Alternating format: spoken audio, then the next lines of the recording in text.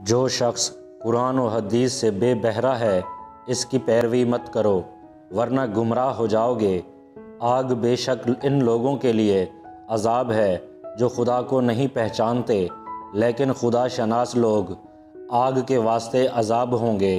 جس نے اللہ کے خوف سے خواہشات نفس کو ترک کیا وہ اصل حق ہوا۔ اللہ تعالیٰ جس دوست رکھتا ہے انہیں 3 خصلتیں عطا فرماتا ہے۔ اول، سخاوت مثل دریا کے، دوم، شفقت مثل کے، سوم، تواضع مثل زمین کے۔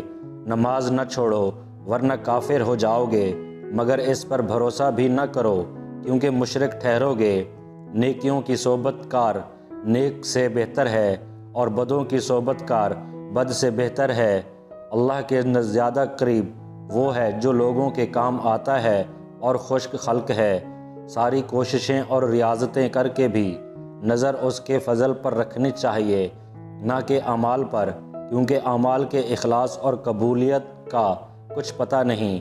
وہ شخص حق تعالیٰ سے دور ہے جو فخر اور غرور سے اپنا کام چلاتا ہے، اور وہ شخص خدا کے نزدیک ہے جو اس کی مخلوق کے کام آتا ہے اور اس کی تکلیف خود برداشت کرتا ہے۔ متکبر کو خدا تک راہ نہیں ملتی۔ اگر ساری عمر میں مجھ سے ایک کلمہ خیر بھی حق کے لیے نکل جائے تو پھر کوئی خوف نہیں۔ اگر اللہ تعالیٰ کا قرب چاہتے ہو تو اندھے، بہرے اور گونگے بن جاؤ، یعنی حرام پر نظر نہ کرو، غیبت اور بری بات نہ سنو، برا کلمہ اور غیبت منہ سے نہ نکالو۔ یاد رکھو تمہارا گناہ تمہیں اتنا نقصان نہ پہنچائے گا جتنا کہ تمہارا کسی مسلمان کو ذلیل کرنا۔